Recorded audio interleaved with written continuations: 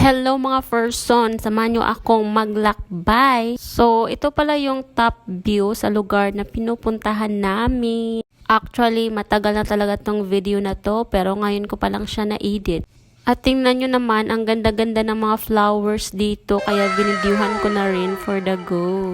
At ito pala yung daanan papunta sa bahay nila. Ay, may ganun. Bago kami nagpunta dito, nagtanong-tanong muna kami kung ilang steps to. Sabi nung guard, 300 plus steps daw to dito. So ayun, pagkatapos namin nagtanong, naglakad na kami papunta rito para matapos kami agad.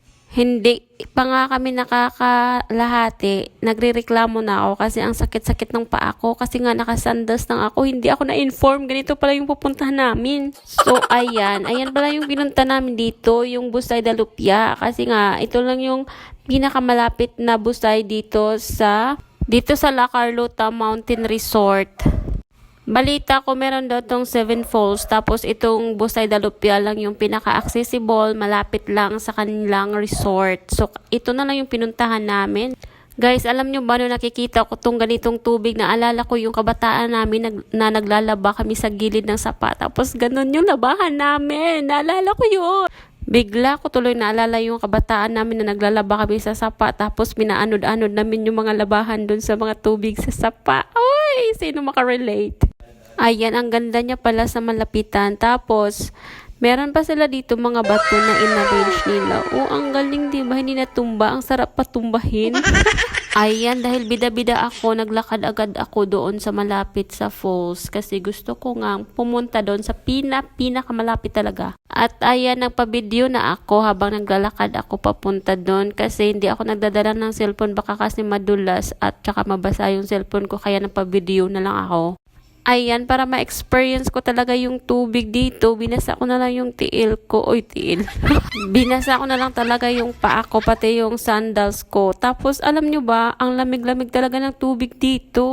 Habang naglalakad pala ako dyan, ang lamig ng tubig parang naninigas yung mga paa ko. Tapos, ang dulas pa ng mga bato. Ayan, patuloy pa rin ako naglalakad doon. Tapos, palingon-lingon ako sa kasama ko kasi natatakot na ako dyan. Kasi nga, habang papalapit na ako doon sa waterfalls, medyo nakaka-feel ako ng something. Natatakot ako, be. Kasi nagsitayuan yung mga balahibo ko. Tapos, ayun, tiniis ko na lang. Tinitignan-tignan ko lang muna. Baka mawala yung nararamdaman ko. Gusto ko sanang pilitin yung sarili ko para makapunta talaga ako dun sa pinakamalapit. Pero hindi, natalo talaga ako sa aking takot. Kaya bumalik na lang talaga ako kasi natatakot talaga ako. Hindi ko alam kung normal lang ba yung nararamdaman ko or mayroon talagang kakaiba sa lugar na yan. Kasi isa pa, natatakot din talaga ako sa tubig. It's either sa sapa or sa dagat, natatakot din talaga ako.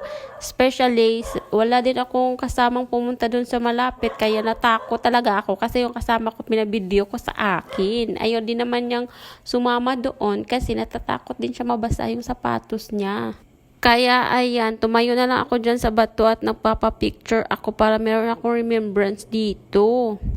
At ayan, bumalik na lang talaga ako kasi natatakot nga talaga ako. Paulit-ulit talaga ako dito sa sinasabi ko. Sobrang creepy ng lugar. 4 lang kami na nandito. Tapos, kaya ganyan, sobrang tahimik, sobrang lamig.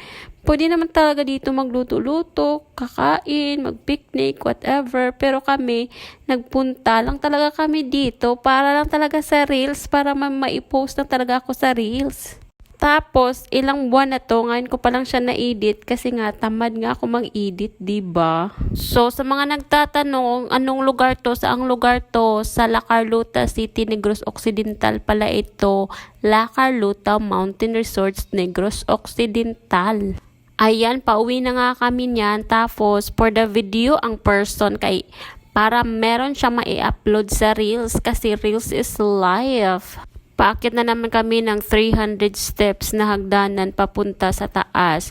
Ayan, hihingal talaga ang baboy dyan. Tapos, video is live pa rin. Oy, para maraming maipost sa Reels.